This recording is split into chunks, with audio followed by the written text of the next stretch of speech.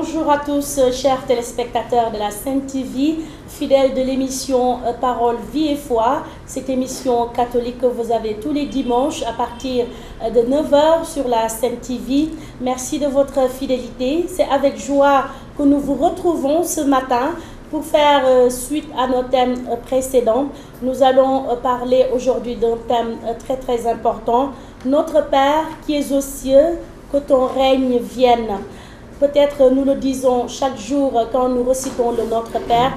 Aujourd'hui, nous allons en débattre et pour cela, nous sommes avec M. Vincent Mendy, président du Conseil national du laïcat. C'est avec grande joie que nous partageons ce plateau de l'émission Parole, Vie et Foi avec lui. Bonjour M. Mendy et bienvenue. Merci Élise, bonjour à tous. Alors, nous sommes toujours avec le frère Martin Ndiaye qui n'est plus à présenter. Bonjour frère. Bonjour. Peut-être avant d'entrer en profondeur sur ce thème, nous donner tout simplement l'objectif de ce thème. Notre Père, qui es aux cieux, que ton règne vienne. Merci Élise.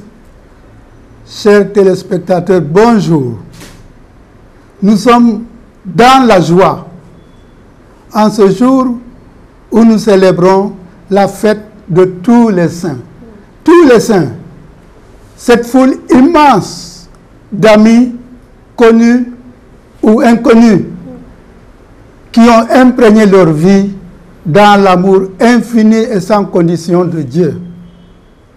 Nous sommes dans la joie parce que nous savons que grâce à Jésus-Christ, notre vie se termine par une fête. Par une fête.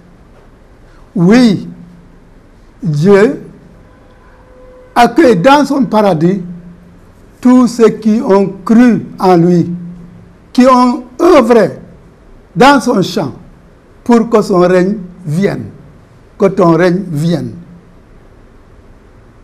Ces élus que nous célébrons aujourd'hui nous font signe. Ils nous disent courage. Ayez confiance et travaillez pour que le règne de Dieu qui est déjà là grandisse dans le cœur de tous les hommes, de toutes les femmes, parmi tous les peuples de la terre. Ce royaume de Dieu est justice, paix, joie, amour dans l'Esprit Saint. Et ce royaume de Dieu que nous devons construire dans le Sénégal d'aujourd'hui. Nous devons le faire quelle que soit notre posture, individuellement, collectivement, mais surtout de façon organisée. De façon organisée. L'objet de ce thème est donc de découvrir comment des fidèles laïcs construisent aujourd'hui le royaume de Dieu dans le Sénégal d'aujourd'hui d'une façon organisée. J'ai cité le Conseil national du laïcat, en passant bien sûr par le Conseil diocésain du laïcat qui est là. Voilà, Élise, c'est parti.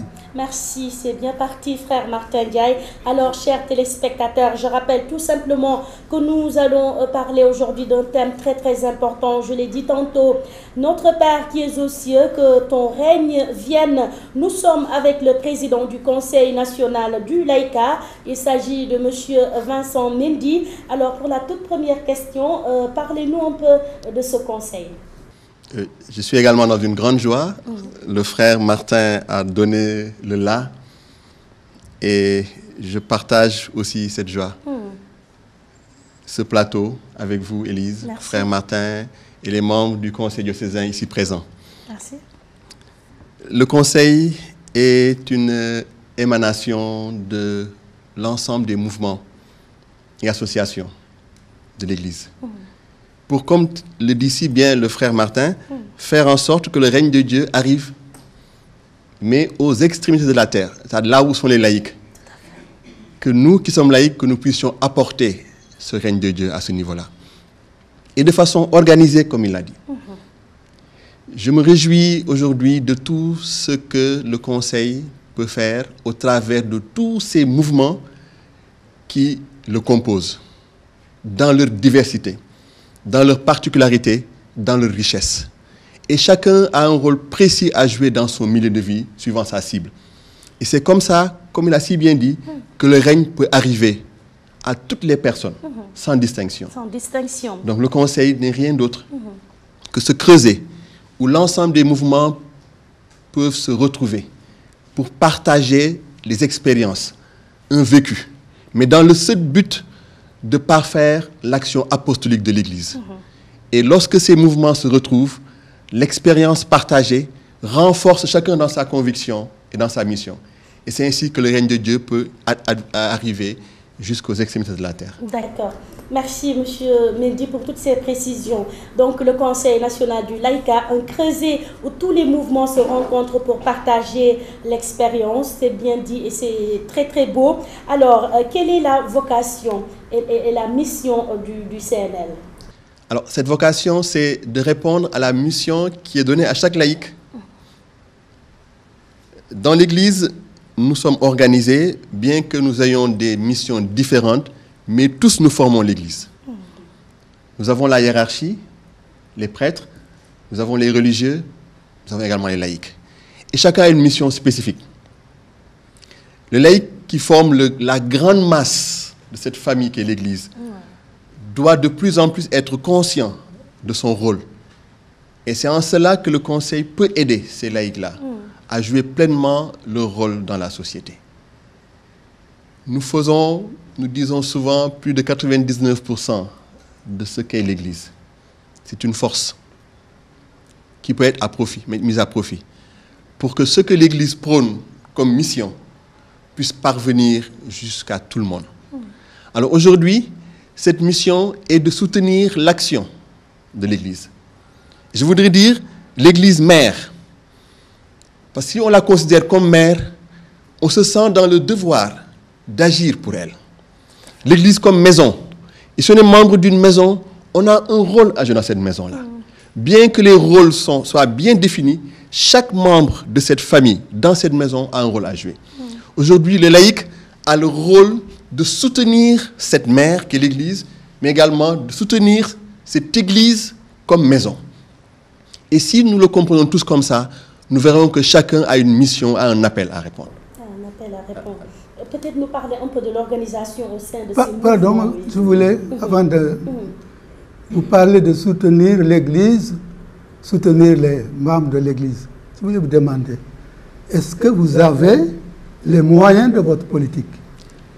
Les premiers moyens, frères, c'est nous d'abord. C'est le moyen humain, c'est l'homme. Un homme formé, un homme convaincu. C'est la plus grande richesse que l'Église a. La plus grande richesse d'une famille réside dans les membres de sa famille.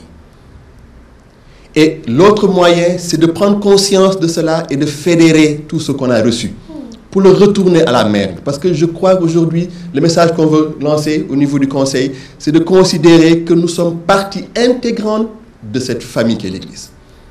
Et qu'on la considère comme mère et qu'on a le devoir de la soutenir, d'en prendre soin, comme elle a pris soin de nous parce qu'elle nous a tout donné. Les sacrements, la formation, l'éducation.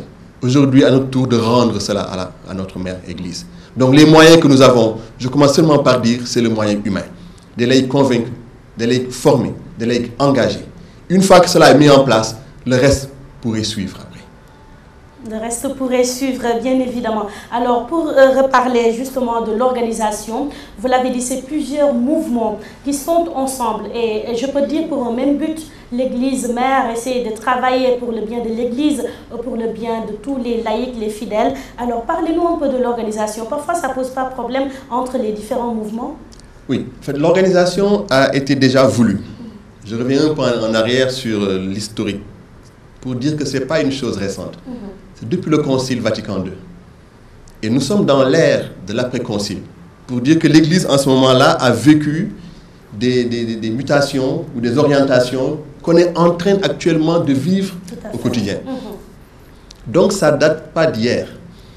Et c'est le Concile qui a dit qu'il est important que dans chaque diocèse, qu'il puisse y avoir une organisation de laïcs pour soutenir l'action de l'Église. Et c'est cela actuellement qu'on est en train de vivre. Alors pour le faire, il faut fédérer, mettre ensemble. Alors quand nous mettons ensemble les structures, associations et mouvements, il est clair que chacun vient avec ce qu'il a de particulier. L'idée, ce n'est pas de différencier, ce n'est pas de diviser. L'idée, c'est de mettre ensemble nos richesses. Et je veux insister sur le mot richesse. Et la richesse n'est rien d'autre que le fruit de l'esprit qui permet à chaque groupe d'avoir une mission précise et de la mener suivant une cible. Alors, si on met tout cela ensemble et qu'on est conscient du but qu'on va atteindre, les problèmes ne vont pas exister. Et même si les problèmes arrivent, il appartiendra à l'organe qui dirige de remettre à niveau et de voir quel est l'objectif. Alors, on se met ensemble, on réfléchit ensemble, on partage des expériences, on se forme ensemble, on donne des orientations, on essaie de voir comment les vivre chacun dans sa base, avec la particularité qui relève de son équipe ou de son mouvement. Donc, il peut maintenant arriver que certains ne comprennent pas cela, que certains n'adhèrent pas à cela. Parce qu'actuellement, on a une vision qui est plus ou moins, qui est souvent se retourne sur nous-mêmes. On est plus enclin à nous engager vers ce qui nous identifie le plus qu'à ce qui identifie la majorité. Je sais que vous me comprenez dans cela. Je m'investis plus chez les CVAV, plus chez les scouts, plus chez les femmes, parce que c'est un mouvement que je connais très bien.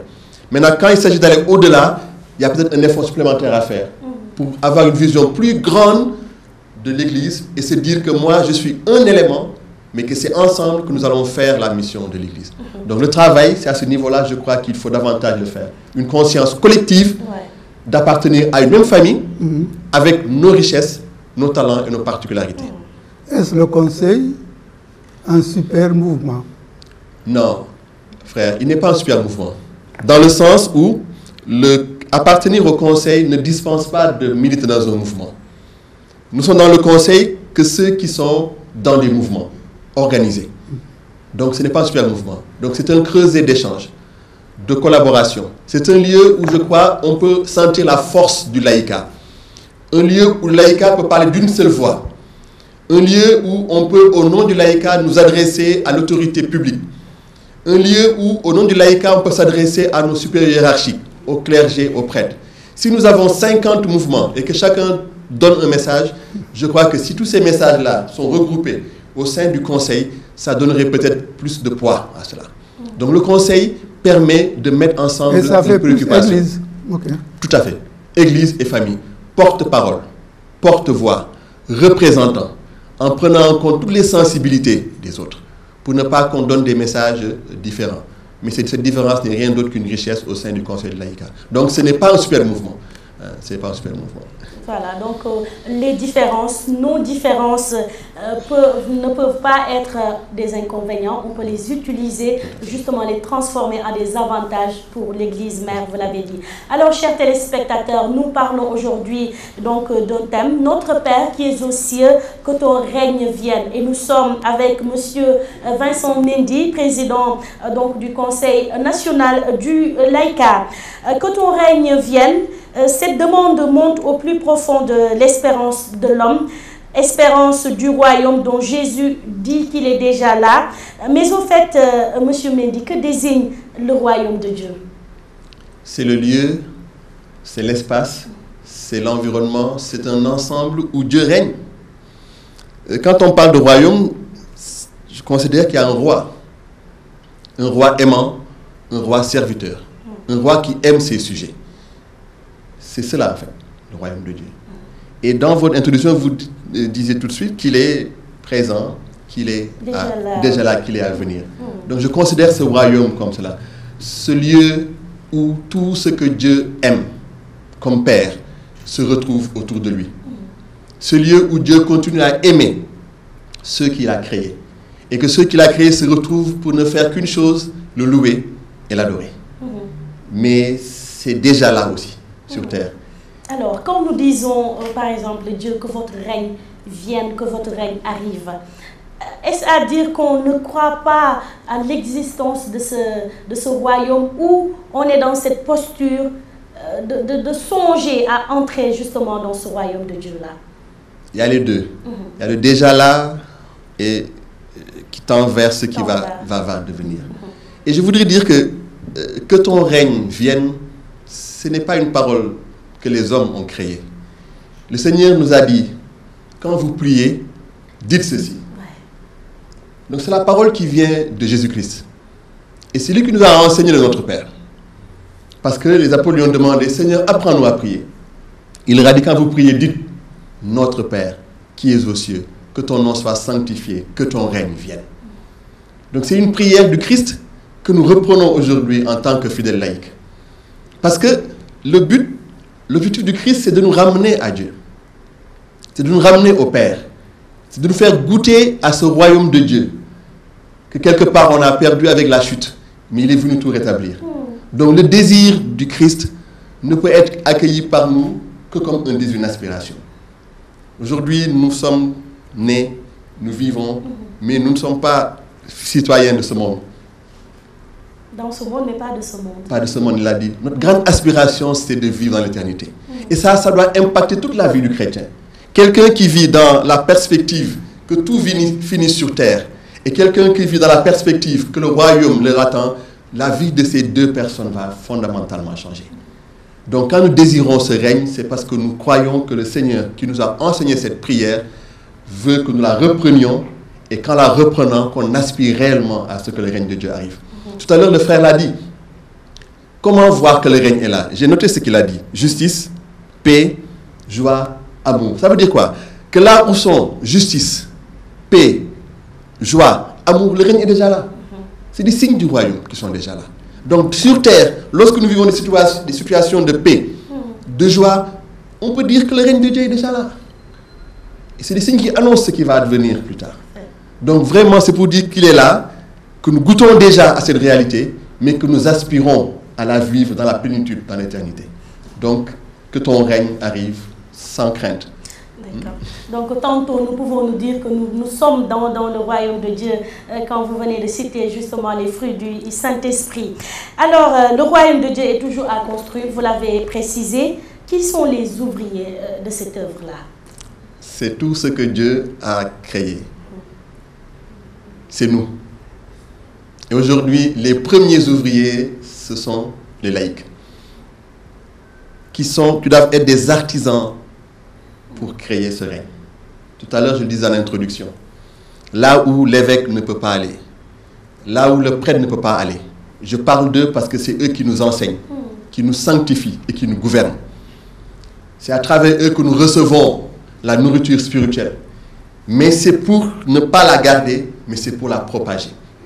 Et plus on parlera du Seigneur, des signes du royaume, plus le royaume sera présent. Et le royaume, il est fait pour s'étendre. Il n'est pas fait pour se rétrécir.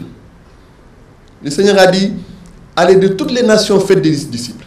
Ne vous limitez pas à Jérusalem. Donc, toute la terre est concernée. Aujourd'hui, si nous, laïcs, nous recevons de nos pasteurs ce qu'il faut, et je crois que nous le recevons, ce n'est pas pour qu'on le garde pour nous. C'est pour qu'on aille là où ils ne peuvent pas aller. Et qu'on soit église là où le prêtre ou l'évêque ne peut pas être. Pour être des levains, pour donner ces signes de joie, de justice, de paix et d'amour. Donc, je crois que les bâtisseurs, aujourd'hui, les plus nombreux, ce sont les laïcs.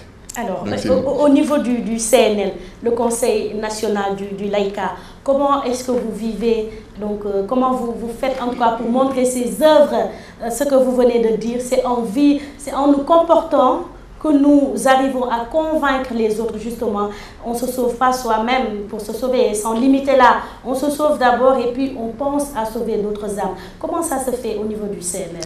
Alors, je voulais juste, pour répondre à votre question, revenir sur la vision du CNL. Le CNL, à chaque bureau se réunit à la lumière de la parole de Dieu et dégage une vision pour son mandat. Nous avons commencé à parler de la vision et votre question me donne l'opportunité de revenir sur ça. Un point, pour ne pas revenir sur la vision, c'est le point témoignage.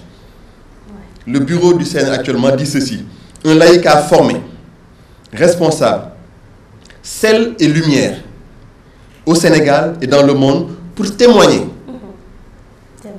Pour témoigner de l'amour du Christ, dans une parfaite communion d'église. C'est ça la vision que le CNL a retenue pour les 3 ans. Et nous allons voir comment concrètement nous allons le vivre, des actions. Mais l'une des actions, c'est le témoignage. Faire en sorte qu'en te voyant vivre, on ne te pose pas de questions, mais on se dit, celui-là, il est habité par quelque chose. Que nos paroles parlent plus que nos actes. Nos actes plutôt. Que nos actes parlent plus que nos paroles. Merci. Tout à fait. Voilà. Tout à fait. Quand nous voyons vivre, on se dit, tiens, voilà, que ce que nous faisons soit témoignage. Donc c'est comme ça seulement que nous pouvons faire parvenir le règne de Dieu au niveau de... Et le Conseil de laïcat veut, durant ce mandat, pousser ou proposer aux laïcs cela. Soyons des témoins de la foi que nous avons reçue. Soyons des témoins de l'espérance qui nous habite. Soyons des témoins de la joie et de l'amour que l'Église nous enseigne.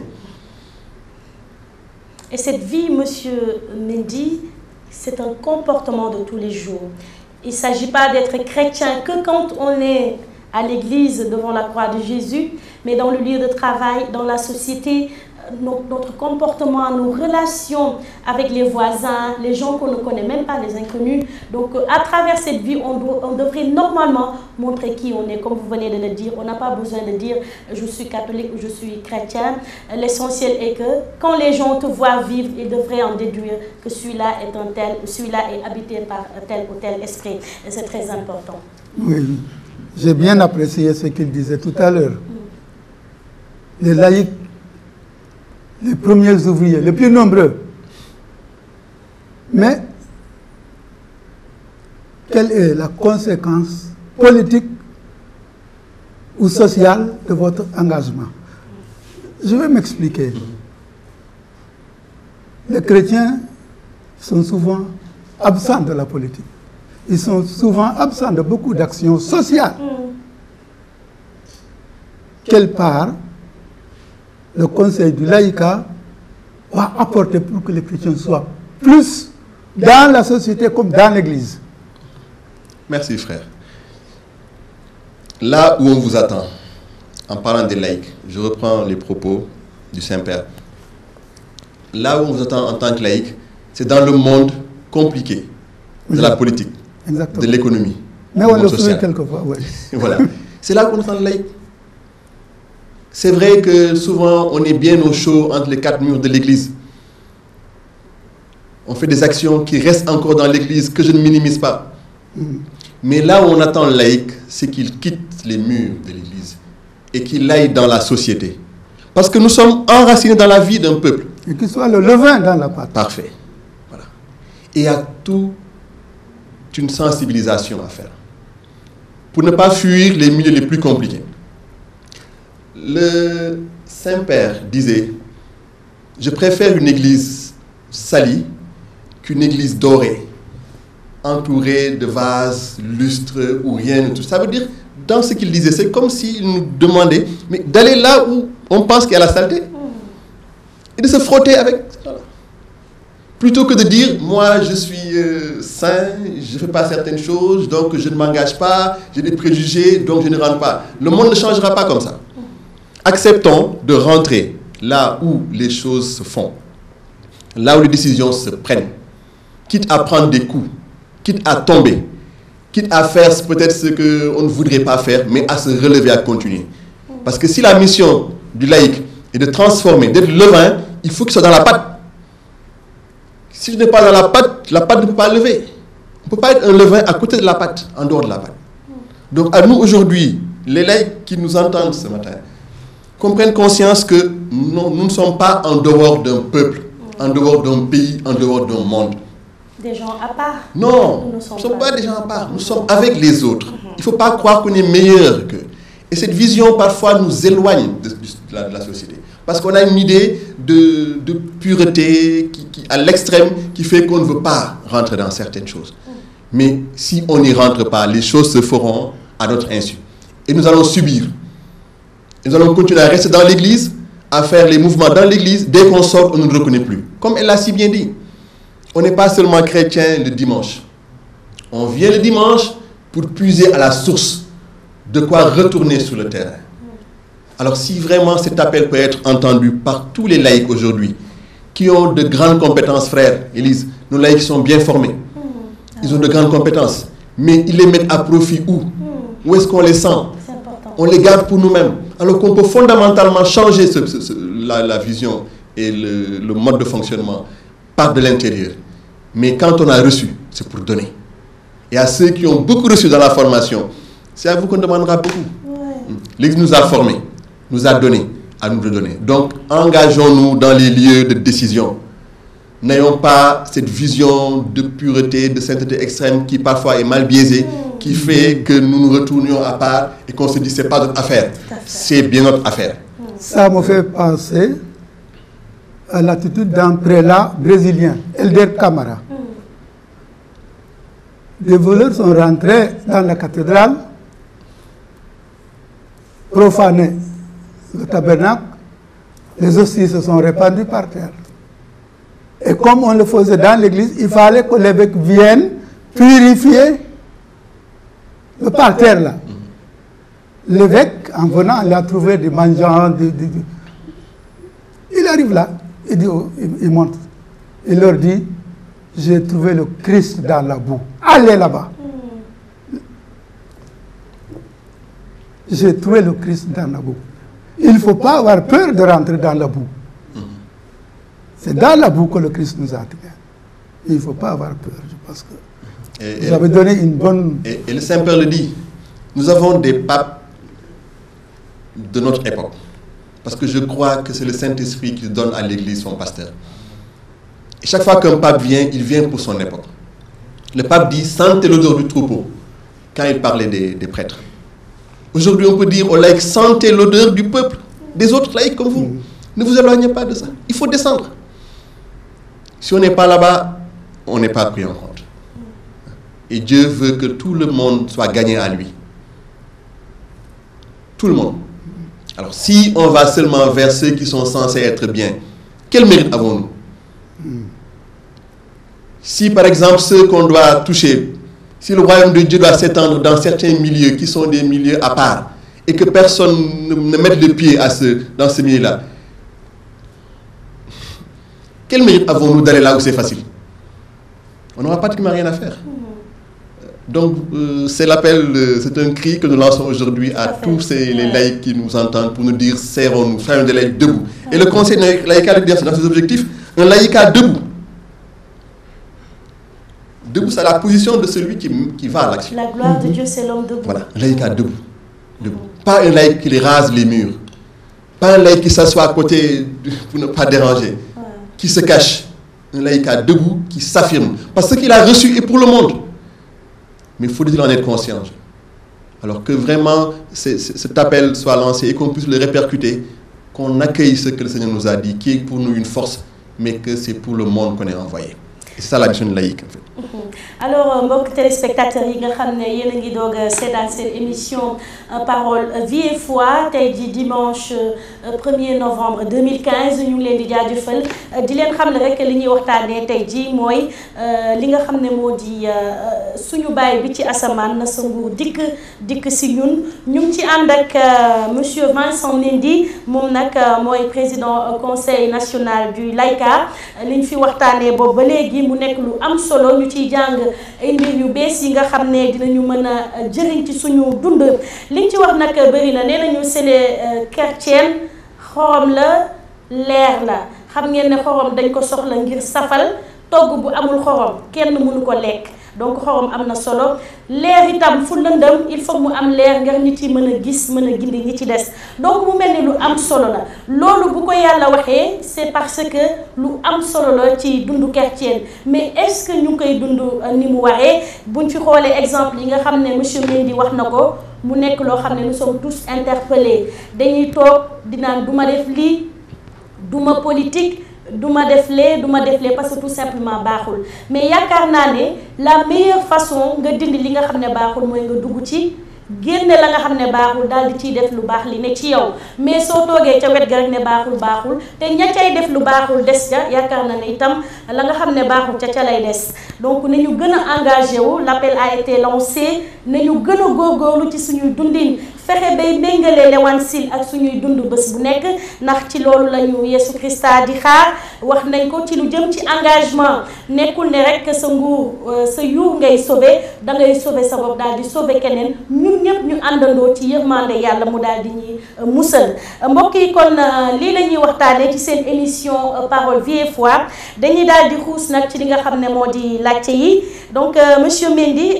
dans le décret numéro 21 du Concile Vatican II sur l'activité missionnaire, il est dit l'évangile ne peut s'enfoncer profondément dans l'esprit, dans la vie, dans le travail d'un peuple sans la présence active des laïcs. Comment se manifeste cette présence active des laïcs ici au Sénégal? Elle se présente à travers tous les mouvements dont on a parlé. Et l'Église, elle est belle parce que l'Église, elle éduque, elle forme.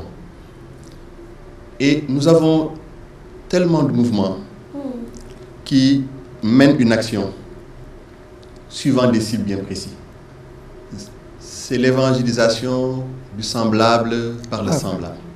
Des femmes vont parler aux femmes, des jeunes vont parler aux jeunes, des hommes vont parler aux hommes, des familles se retrouvent en mouvement pour parler aux familles. Et ça porte du fruit.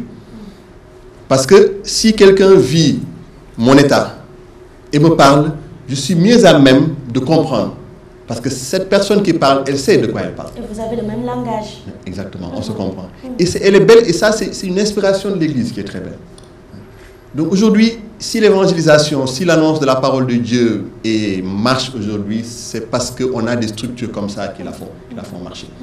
Qui la font marcher. Sommes-nous tous interpellés dans cette mission-là? Parce qu'il y en a qui te diront, telle part à l'église, donc ça va. Elle mène la personne sa vie de foi tranquillement. Moi, je mène ma vie de foi tranquillement. Peut-être quand vous parlez de mouvement, d'aucuns diront c'est eux qui doivent s'en charger. La mission, c'est à eux que cela incombe. Est-ce vraiment que... Dites-nous si tout le monde est interpellé en ce sens. Je crois, Élise, que chaque baptisé, chaque confirmé, dans le sens même du nom du sacrement, envoie en mission. La confirmation fait de nous des adultes dans la foi. Et on nous envoie en mission. L'évêque envoie tous les confirmés en mission. Donc ce qu'il faut de juste nous, c'est nous rappeler, faire mémoire de notre catéchèse. Faire mémoire de ce qu'on dit et de ce qu'on vit pendant le sacrement. Parce que c'est un peu ça, frère, je crois, qui nous bloque. Il y a tellement de sédimentation, tellement de choses qu'on oublie. Alors que de belles choses ont été faites et continuent d'être faites par l'Église. Mais l'activité, la routine, tout cela parvient à étouffer cela. Si nous revisitons la catéchèse, si nous revisitons le sens de chaque sacrement, nous nous rendrons compte que l'Église, une fois qu'on est confirmé, nous envoie en mission. Il y a des sacrements qu'on appelle sacrements à caractère missionnaire. C'est le mariage, c'est le sacrement de l'ordre. Tout cela, une fois que tu le fais, tu es en mission. Donc quand on se met à côté, je crois peut-être que c'est juste continuer à sensibiliser.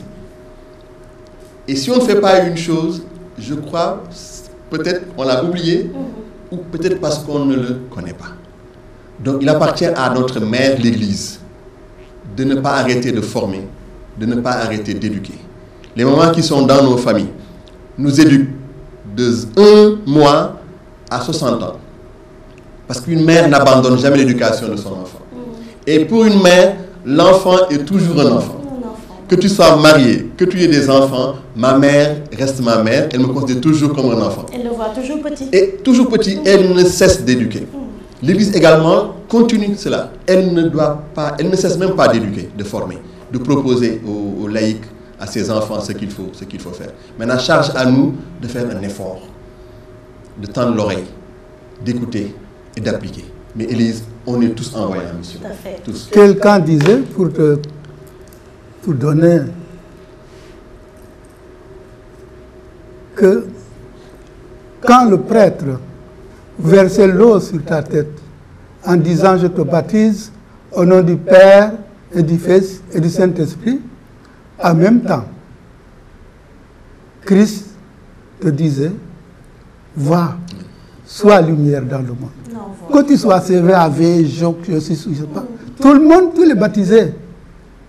Et la dernière fois, nous répétions ce que Saint Paul, malheur à moi si je ne prêche pas l'évangile. Malheur à moi si je ne suis pas lumière. Et comme vous le disiez tout à l'heure, on n'allume pas une lampe pour la mettre sous le boisseau. Alors, chers téléspectateurs, nous en sommes déjà à la fin de la première partie de cette émission. Alors, nous allons observer une petite page publicitaire avant de revenir sur ce plateau et c'est pour donner la parole au public. Alors, merci à la régie pour la publicité. Nous allons tout simplement donner la parole à notre cher public, toujours fidèle au rendez-vous. Donc, à vous la parole. Bon, compléter peut-être ce que le président du CNL a dit. Donc, par rapport à ces structures que bien des laïcs ne comprennent pas, hein, donc que ce soit le CNL, que ce soit le CDL. Bon, comme vous l'avez dit tout à l'heure, bon, est-ce que c'est une superstructure? Bon, non, c'est tout simplement des structures de coordination, de rencontre, de dialogue, de concertation entre laïcs. Donc, pour contribuer à renforcer l'unité du laïc et l'organisation du laïc. Hein? Donc, nous ne sommes pas... Ce n'est pas des structures qui ont été créées, ce n'est pas des structures de pouvoir, hein? Mais c'est tout simplement des structures de consultation, hein, qui ont comme encore une fonction plutôt consultative au niveau comme encore de la hiérarchie. Bon,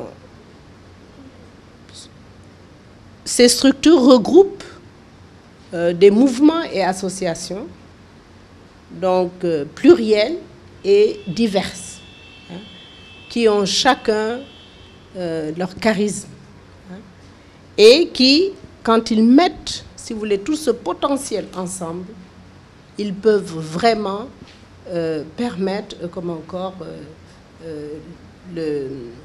ils peuvent renforcer et aussi permettre, comme encore, comment je peux dire ça encore?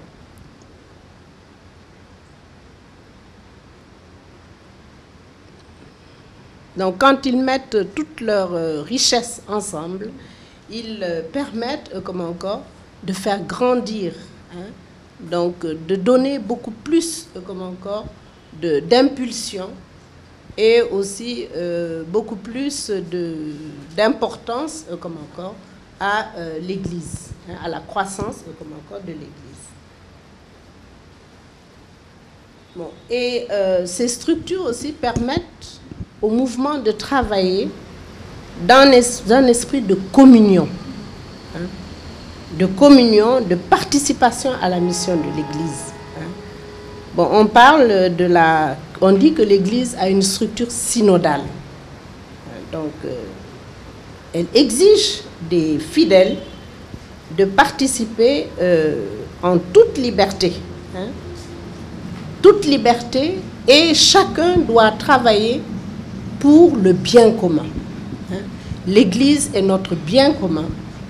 Donc, nous devons tous travailler dans le même esprit, hein, pour permettre, comme encore, à cette Église, comme encore, de grandir et de pouvoir s'étendre jusqu'aux extrémités de la terre. Et la dernière chose que je voulais dire, c'est que dans l'Église, il n'y a pas de position ou d'opinion partisane. Ça n'existe pas dans l'Église. C'est Jésus-Christ qui a fondé son Église. Il n'y a qu'un seul esprit qui doit être dans l'Église. C'est l'esprit de Jésus-Christ, hein, l'esprit de Dieu qui doit guider l'Église. Et chaque baptisé a reçu cet esprit. Hein. Et donc c'est dans cet esprit que nous devons tous travailler ensemble. Hein. C'est pour ça qu'on parle de communion, qu'on parle d'ecclésialité, etc. Hein. Donc il n'y a pas d'esprit porté. Ce n'est pas une question de pouvoir. Hein. On est président ou bien responsable d'un mouvement. Ce n'est pas parce qu'on est responsable du mouvement qu'on doit faire ce qu'on veut. Hein? Non, on doit le faire dans l'esprit de l'Église. Hein? Donc, si vous voulez prendre soin de ce bien commun qu'on vous a confié, on vous a confié un mouvement. Vous prenez soin de ce mouvement et vous travaillez dans le sens de la collégialité, de la synodalité et de l'ecclésialité. Hein? Donc c'est la communion qui doit prévaloir. Hein? Donc c'est un peu ce que je veux ajouter par rapport au CDL, CNL et surtout à partir des organisations, à partir des mouvements et associations. Cet esprit de communion doit commencer là pour arriver ensuite au CDL, au CNL. Bon, alors vous me demandez qu'est-ce que c'est que la sainteté? La sainteté, c'est l'état de Dieu d'abord. Dieu est saint. Chacun d'entre nous a une parcelle divine. Et cette parcelle qui fait en sorte que nous voulons aspirer à cette sainteté de Dieu. Et qui nous montre le chemin de cette sainteté? C'est Jésus-Christ. Il est venu, il a vécu parmi nous. Il nous a montré comment nous devons nous comporter. Hein? Vis-à-vis de Dieu, l'adorer, prier, le louer, etc. Vis-à-vis du prochain, il n'a fait que de bonnes œuvres. Hein? Les aveugles voient, hein? Les boiteux marchent, hein? Les malades sont guéris, etc., etc. Donc, il nous a montré le chemin. Bonjour à tous les fidèles téléspectateurs de Parole, Vie et Foi. Bonjour à M. Vincent Mendy. Je le remercie pour son brillant exposé qui nous a permis de mieux comprendre le fonctionnement, ce qu'est le CNL et son fonctionnement. Il a aussi parlé du témoignage. Moi, j'aimerais un peu revenir sur les fonctions baptismales. Parce que chaque baptisé a comme fonction, justement, a trois fonctions, reçoit trois fonctions: prophétique, sacerdotale et royale. Et il me semble que si on insiste beaucoup plus par rapport à la formation, chaque baptisé devrait savoir qu'il est prophète, donc il est appelé à répandre le règne de Dieu, la parole de Dieu partout où il est, dans son milieu de vie, autour de lui. Sacerdotal, on sait ce que c'est. Ça fait partie aussi de notre fonction. Royale, puisque nous l'avons hérité aussi de notre Père, nous devons étendre son règne partout dans notre milieu de vie. Et cela doit se faire par le témoignage. Témoigner de l'amour du Christ, comme il l'a dit. L'heure est venue pour qu'on puisse vraiment descendre sur le terrain, comme on le dit, nous mouiller le maillot, faire comme les autres, parce que nous sommes des Sénégalais à part entière. Mais nous nous comportons à Sénégalais entièrement à part. Et comme il l'a dit aussi, si on n'est pas là où nous devons être, avec les autres, tout se fera à notre insu, et nous n'aurons que nos yeux pour pleurer ou nos paroles pour gémir. Nos fonctions fait aussi de nous, et le Christ nous l'a dit, vous êtes sel et lumière.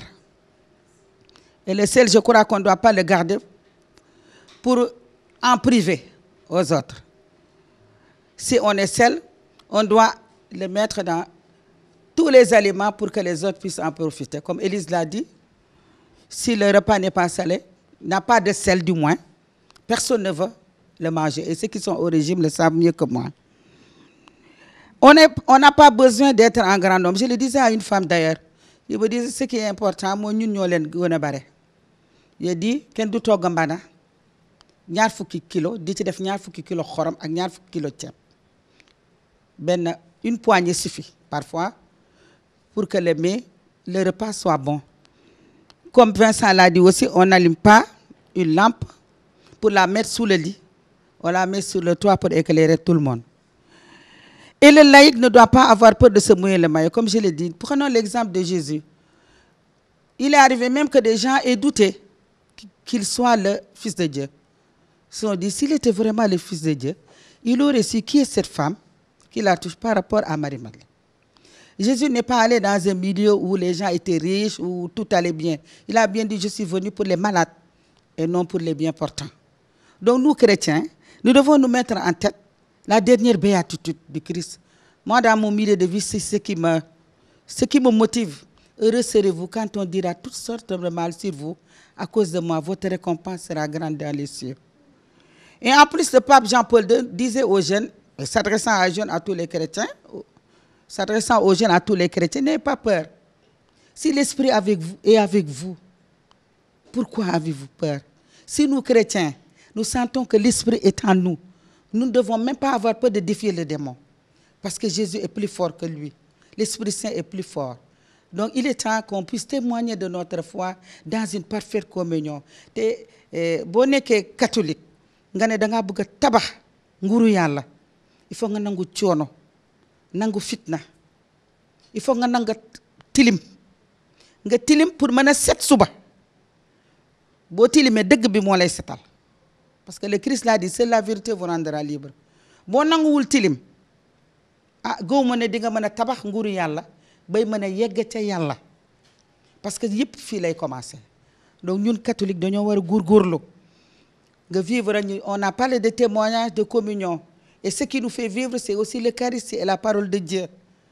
On doit pouvoir, dans les familles, prier, partager la parole de Dieu.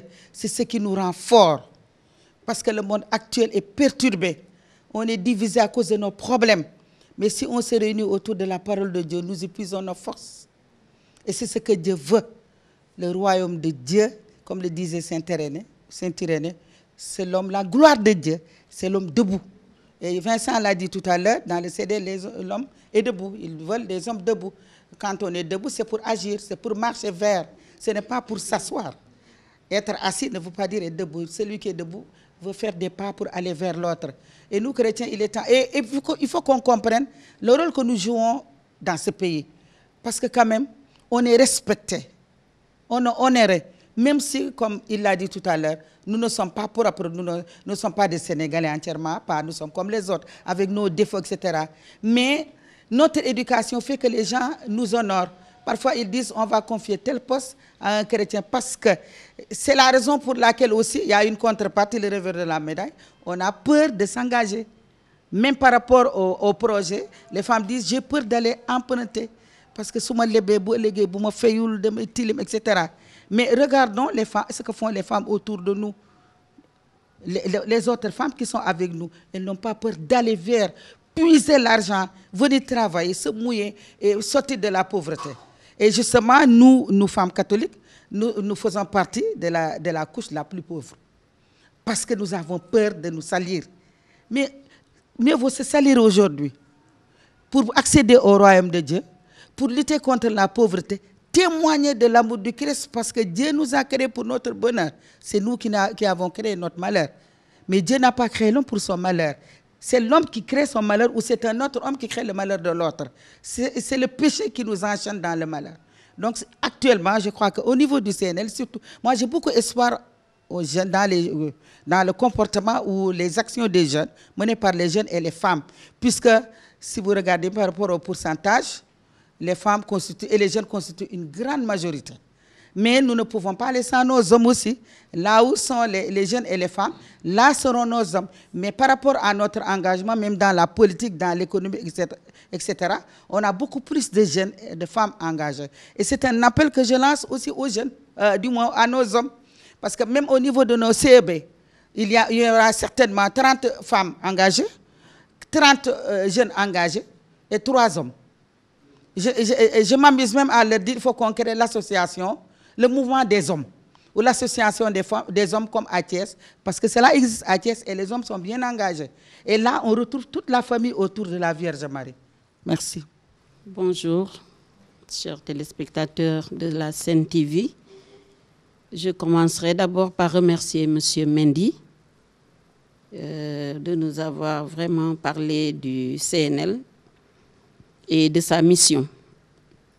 Par rapport à ça, je voudrais apporter une petite contribution par rapport à qui sont les constructeurs du royaume de Dieu.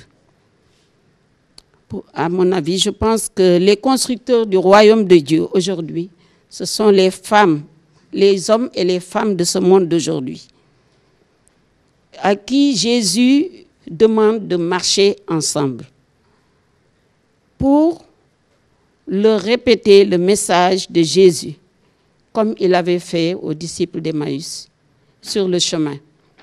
Et là, j'insisterai sur le dialogue. Est-ce que nous, chrétiens, nous donnons une importance capitale à ce dialogue qui doit permettre à tout chrétien de rencontrer l'autre, de sentir l'autre et d'agir pour les autres et avec les autres. Donc, pour revenir à la mission du CNL, je me dis qu'il faudrait qu'on puisse penser à la présence de l'Esprit Saint dans la vie de chaque chrétien. Son influence non seulement sur l'agir, mais également sur son être. L'Esprit du Fils est dans nos cœurs. Ça, c'est dans Galates 4, 6. Si l'Esprit du Fils est dans nos cœurs, ça veut dire que nous reconnaissons le Fils, nous reconnaissons le Père et nous reconnaissons le Saint-Esprit. Donc, ma question est la suivante. Est-ce qu'il n'est pas bon de souligner l'importance de ce dialogue par rapport à tout ce que nous vivons? Et aussi, une autre question, le fait de donner un témoignage fidèle de l'Évangile aujourd'hui, qu'est-ce que ça demande? Donner un témoignage fidèle de l'Évangile, qu'est-ce que ça demande aujourd'hui? Parce que nous devons avoir confiance en Dieu, la certitude que tout ce que nous lui demandons sera conforme à sa volonté. Parce que c'est lui qui décide, c'est lui qui doit nous guider, lui qui est Père, qui est le seul maître du monde. Donc, il est le roi des rois, le Seigneur des seigneurs. Donc, tout passe par lui. Est-ce que nous le reconnaissons? Merci. Assalamu alaikum. Jàmm ngeen fanaan mbokku Sénégal yépp ñi nga xam ne ñu ngi feetu Toussaint. Yal na Yàlla yërëm nit ñu selaña bu baax a baax te ñun itam mu yërëm ñu. Yal na suñu ñaan yegg ba ci ñoom.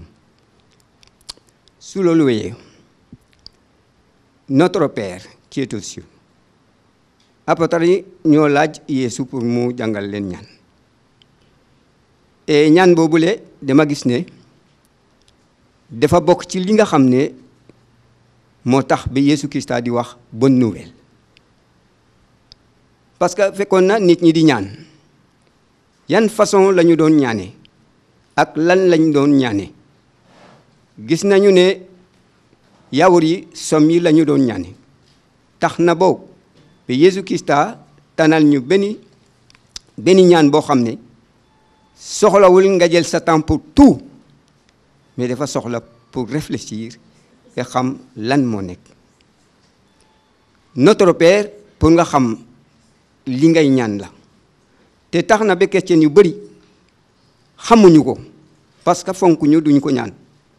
Mariama la ñu gën a ñaan bu baax a baax takku ci moom ne Mariama mooy def lépp. Moi je pense que nit ñi jar na ñu jàngal leen lan mooy notre Père. Notre Père ñaan bu rëy la ñaan boo xam ne Yeesu Christa moo ko samp ci àdduna bi te bokkul ak ñaan ñi nga xam ne noonu la nit ñi doon ñaane ak li ñuy ñaane léegi. Loolu moo tax suñu mbokku sëriñ yi yaakaar naa ñoo ñu ci gañ parce que bu ñu waxee Fatiha yaakaar naa dafa laal ci loolu te ñoom fonk nañ bu baax a baax Fatiha. ñun nag balaa ñu koy jàng ñu nekk ci mees nañu seetaat suñu bopp. Na sa nguur dikk li tax Yeesu wax loolu na sa nguur dikk mais nguuram moo war a dikk moom rek waruma yàgg wax naa nit ñi ñu bañ a yàgg waruma yàgg. Bonne fête à vous tous. Merci encore à Élise, au frère Martin et éventuellement à monsieur Vincent Mendy. J'ai porté beaucoup d'attention au sujet auquel aujourd'hui l'émission porte sur la construction du royaume de Dieu. Je pense qu'il y a une rupture aujourd'hui. Il faut avoir le courage de le dire, que là, que nous chrétiens, là où on nous attend, c'est là où nous devons y aller. Ou là où vraiment les choses sont très difficiles, c'est là où nous devons mouiller le maillot. Et je pense que c'est bien de l'avoir dit, parce qu'il faut avoir le courage aujourd'hui, particulièrement pour le chrétien catholique sénégalais. Après la messe, le rosaire, je reste chez moi, je suis tranquille, je suis peinard. Le reste du monde m'importe peu. C'est pour ça que je dis souvent que la vie de chrétien, c'est pas seulement, c'est le mois de Marie, c'est le mois le plus beau. Mai et octobre, c'est fini. La vie des CEB est très importante, mais éventuellement la vie des mouvements. Et j'ai eu la chance d'avoir participé avec l'ancienne équipe de la centrale des œuvres au niveau du FIAC, le Forum international de l'action catholique, à Popenguine, en février ou mars 2011, où il avait été beaucoup question, je m'en souviens encore, du laïcat plénier.